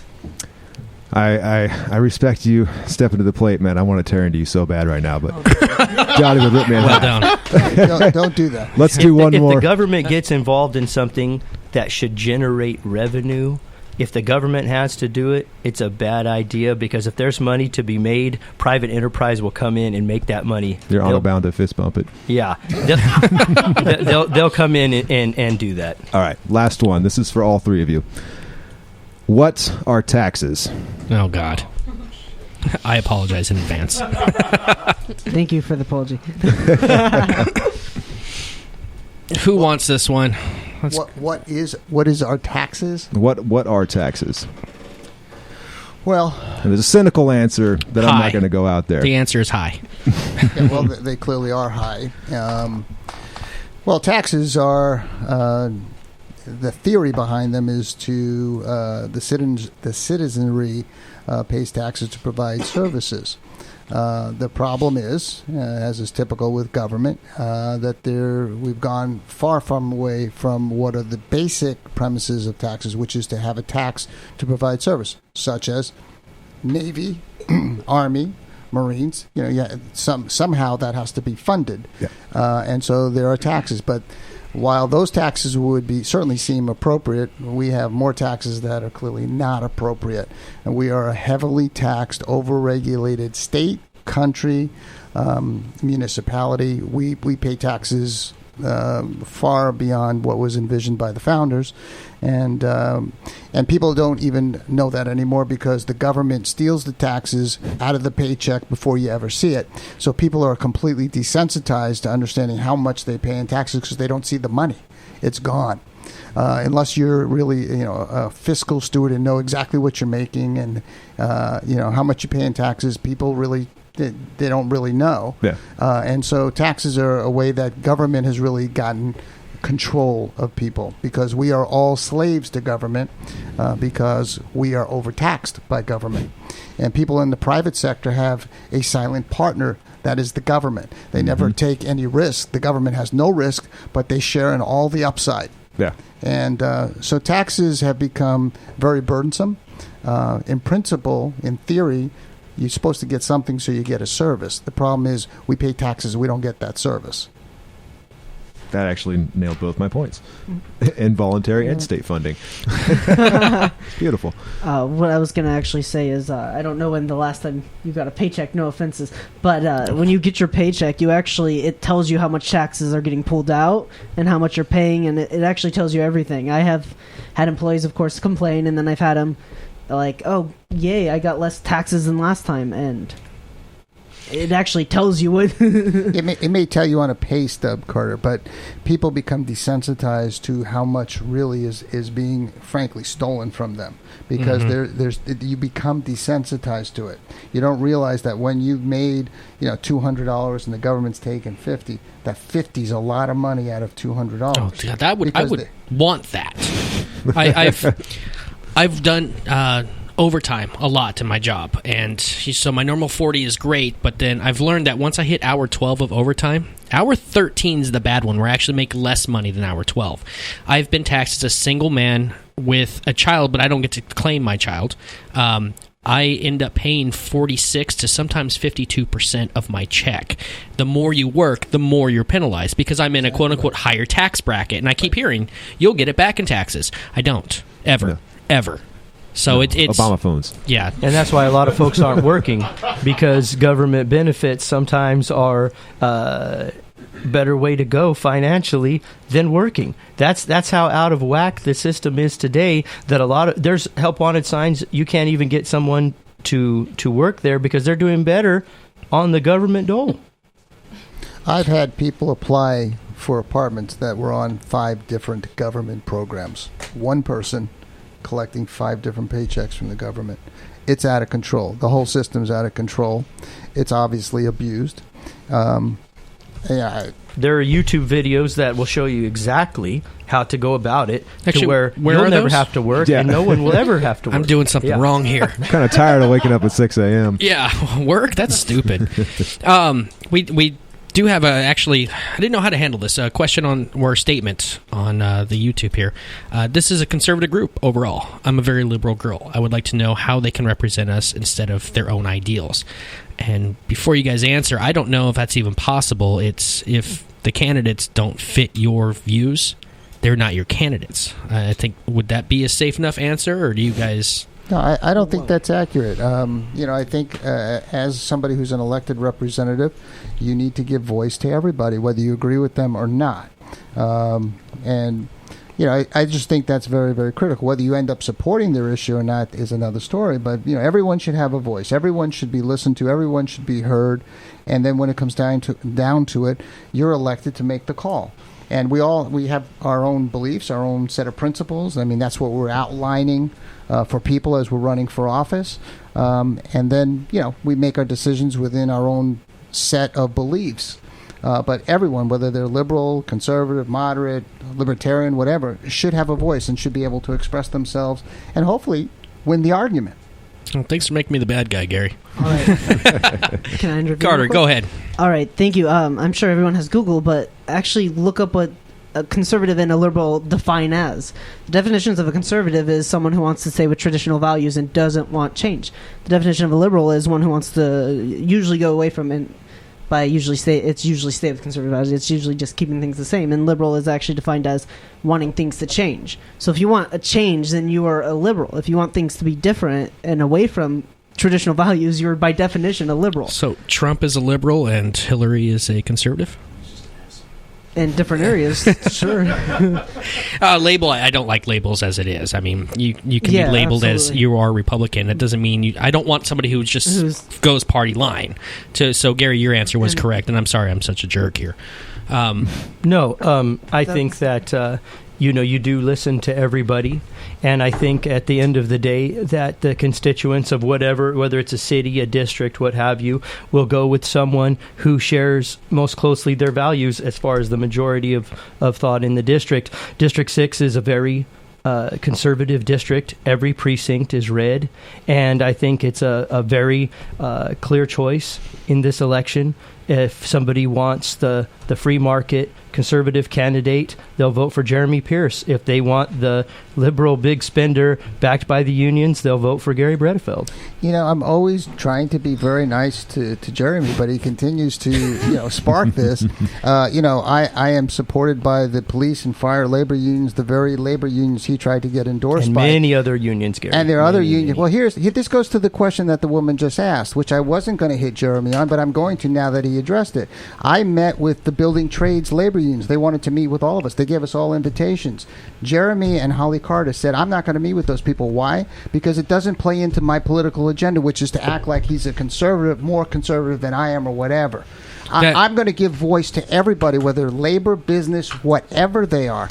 And then I'm going to make my decision. And I voted against labor and I voted against business. But I'm going to listen to everybody. And what Jeremy did and what Holly did is outrageous. They basically said, I'm not going to talk to these people because they don't fit my political agenda. Well, we know that Holly doesn't show up for anything. Yeah, I have to respond to that, and that is that was an endorsement board for the labor union. I knew I wasn't going to get that, but I would talk to anybody. We went in front of a conservative Lincoln Club endorsement board, and Gary didn't show up. Well, I didn't. He had his excuses, but he didn't show up. They called me Monday to show, or Tuesday to show up for Thursday. Well, you know what? I'm a doctor. I have patients. I can't. And I said, can you make it the afternoon? Can you do anything? I wanted to come before the Lincoln Club because you know what? I want to come before every group.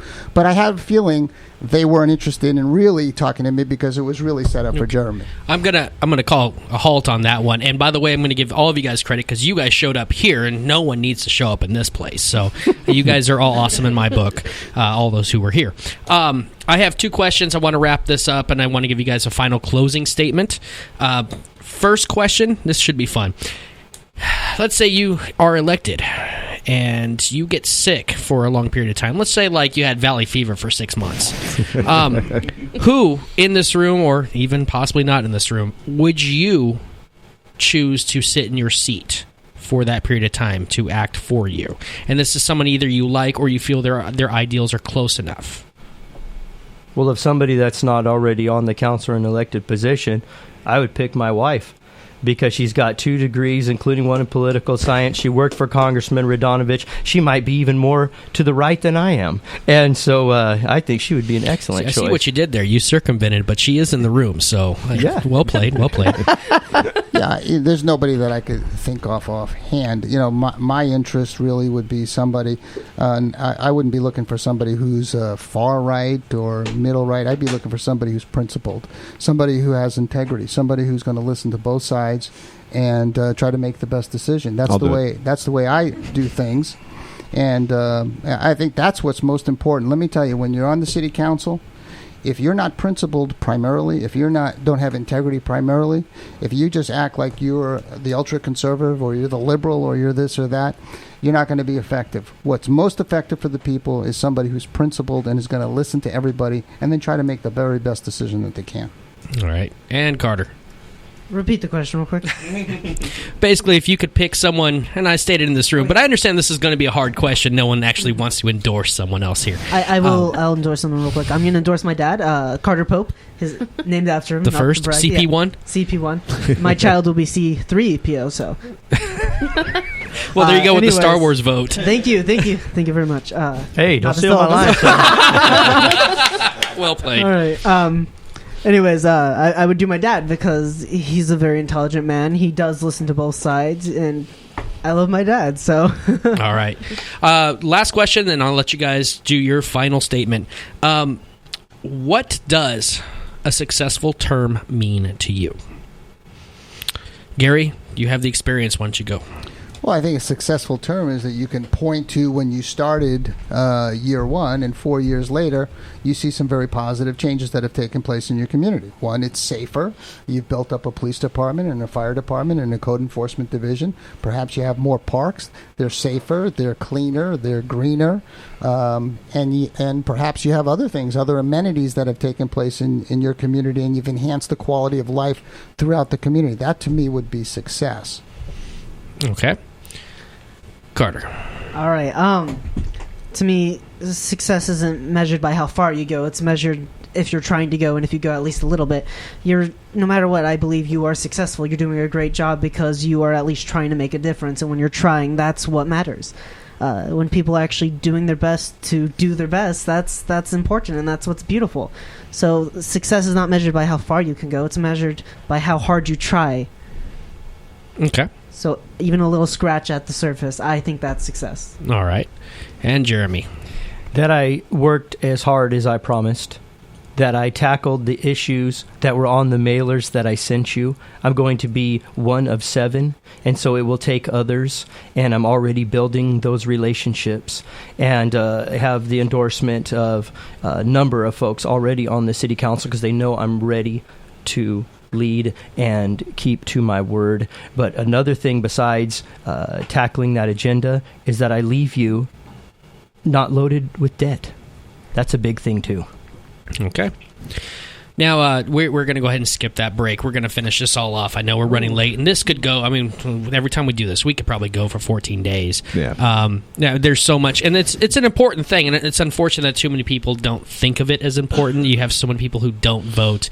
I know I've been guilty of that in the past. I have my ballot here, so I got to get my prep on, which means jury duty, but you all get hit.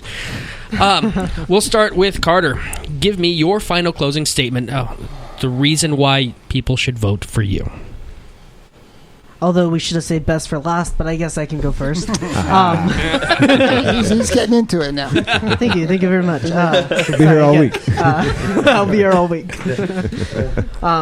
You should vote for me because I will fight for you. I will listen to you. I am a very, very open person, and I love meeting new people. I will absolutely listen to everything you have to say, and whether or not I will also listen to what someone else has to say if they disagree with you. The important thing is you got to actually listen to everyone, and you got to make the best decision. Now, there's absolutely an issue of you have to pick a side in the end, so there's a side that you're going to have to pick, but what's important is having the council member actually listen to you, and I am more than willing to listen. I have responded to every single email that's been sent to me myself. I don't let anybody else do it because that's something that you need to do yourself, because you're representing you. You can't have someone else sending out your emails. So I will do my best. I will work my hardest. And I have a great smile. All right. That counts.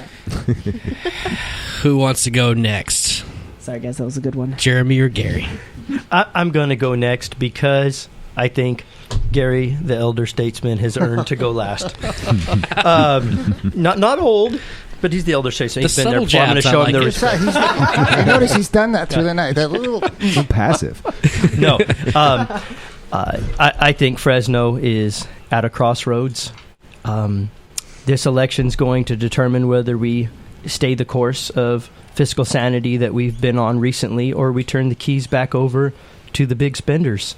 I'm going to be a council member that focuses on those essentials that people expect. Street and sidewalk maintenance, water security, public safety, with the cornerstone reaching that 1,000 officers that Chief Dyer says is absolutely essential. I will look you in the eye. I will tell you the truth. Assemblyman Patterson and Lee Brand said they endorsed me because I'm a man of my word, and I am. I have conservative values that I govern my life with, that I govern my business with, and that I'll govern the city of Fresno with. All right.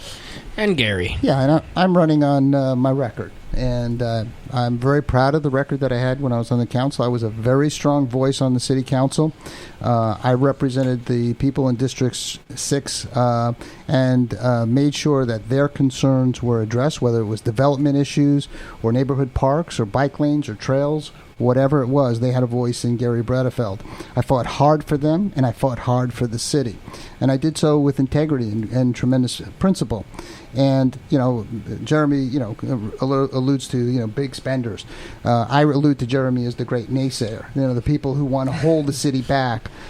We can't allow that to happen anymore. That's what keeps the city back.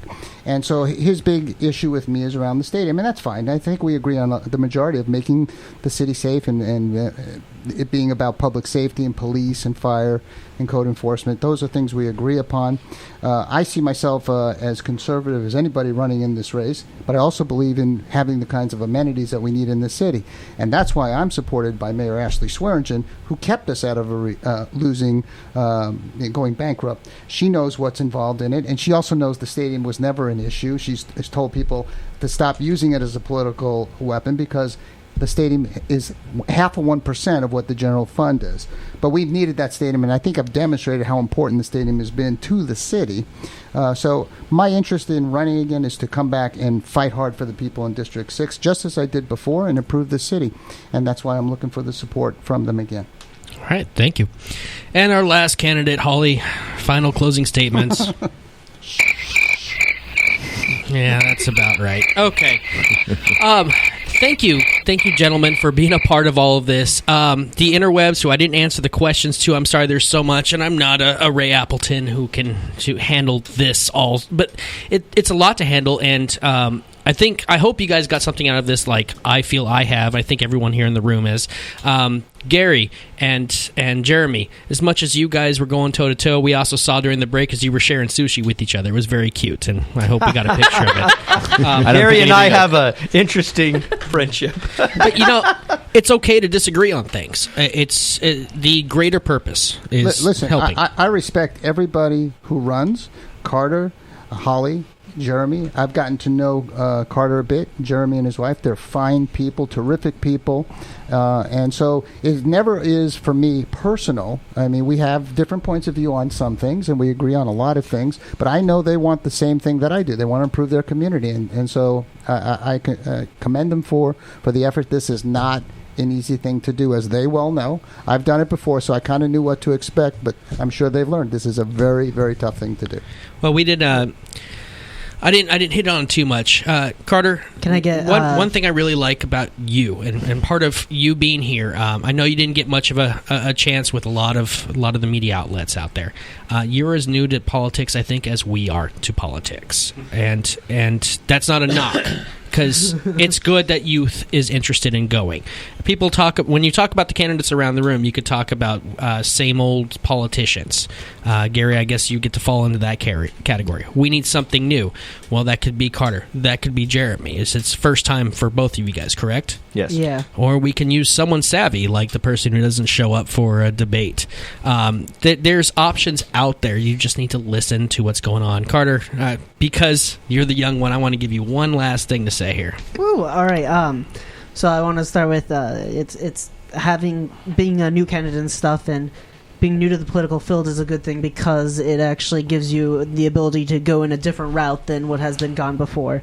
And on top of that, I wanted to, although we're completely different people and probably disagree on a lot of things, but I am prettier, I want to give everyone a hand of applause for the great debate here, if that's okay. No, hit it. We'll take it. Please do your part. Vote. Hashtag 559vote. Get your voice out there. And if you don't vote, you don't get a reason to bitch or complain about anything. You sacrifice your ability to complain about the system if you don't participate in it. I hold firmly to that. So if you complain and you tell me you didn't vote because your vote doesn't matter or whatever, just shut up. Stop talking to me. I'll be voting. I don't know yet who I'll be voting for, but thank you, all of you guys, for being a part of this. Reminder, everyone, voting is June 7th. If you're not sure where your polling place is, you can call the Fresno County clerk. They should be able to either A, tell you, or you should have received a sample ballot in the mail, which will tell you on the back where your polling place is. Thank you. I did not know that. Got it. I'm at Sierra and Fresno. So just more as important as getting out and voting is you got to know where you got to go. So. All right, well, get out there. Next week, we go back to our normal type of thing. We got comedian Andrew Boydston coming in. He's actually fresh off of the Nerdist. He's been hanging out with that homeboy. So, can I still wear my vest? Yes, you can definitely wear your vest, awesome. But don't ask him any constitutional questions. I got a whole pop quiz here that's going to get used. Normally, I sign off with word, but we haven't heard from the other side of Jeremy. Can you sign us off with a little Elvis tonight? Well, ladies and gentlemen, I want to thank you for listening to this debate. I trust it was informative, and so go out and do your civic duty, baby, and vote on June 7th. Thank you. Thank you very much. Word. Vote. Good show. I'm glad I taught you something, Daddy. The back of it. It was on the very back page. Hey, I'm registered. That's the start, right? Well, did it help you at all? What? With your... He wants to know if you need any help. We'll help you fill it out.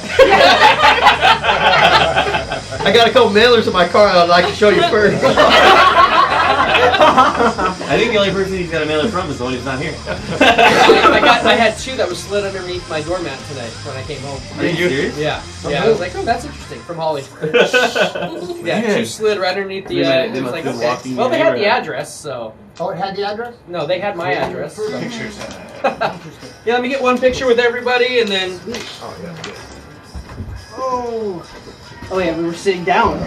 Are we standing up? Yeah, I usually move everyone kind of to that side so we get the group picture. Now, if you guys want to punch each other in the face for the picture, that's cool. Maybe a handshake would be more professional. I think you can do a three-way handshake.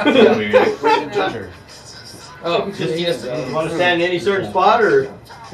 Scoot on in a little bit tighter here. Cardi, you don't want to get in on this? No. All right, guys. I think it looks good like that. All right, guys. Say vote. Vote. Idiot. All right. As he's recording the whole time. Evidence. Well, thanks, guys. You know what? Gary, thank you very much. Yeah, that's okay. I don't care about that one. Carter as well. Thank you for coming on.